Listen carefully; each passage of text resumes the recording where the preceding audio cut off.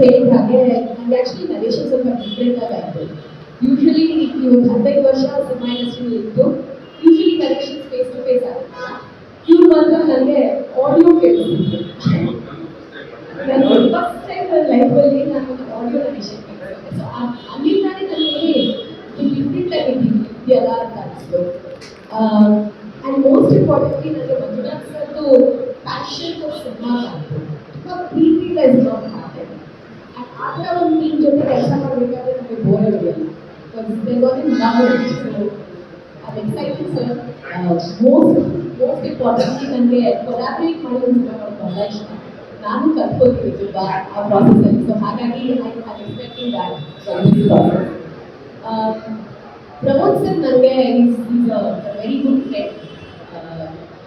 ಇಷ್ಟು ವರ್ಷದಲ್ಲಿ ನನಗೆ ಏನಾದರೂ ಒಂದು ಸಣ್ಣ ಡೌಟ್ ಇದ್ದರೆ ಏನಾದರೂ ಬೇಕು ಅಂದರೆ ಕೂಡ ನೋಡೋಣ ತಗೊಂಡಿರ್ತಿದ್ದೇವೆ. ಈಗ ಇಷ್ಟು ವರ್ಷದ ನಂತರ to work with you that is so closely. Exciting, sir. I'm looking forward to it. And I'm excited to work with you. I'm excited to work with both of you also. ಪಾತ್ರದ ಬಗ್ಗೆ ಹೇಳಬೇಕಾದ್ರೆ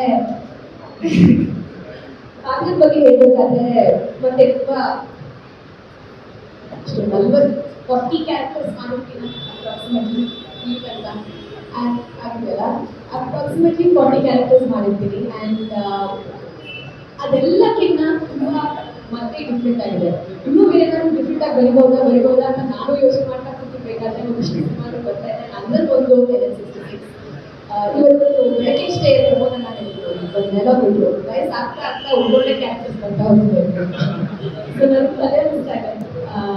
I am very excited to be part of 66 as your Maya. ಹೆಸರು ಅಷ್ಟೇ ಹೇಳಿ ನಾನು. Thank you.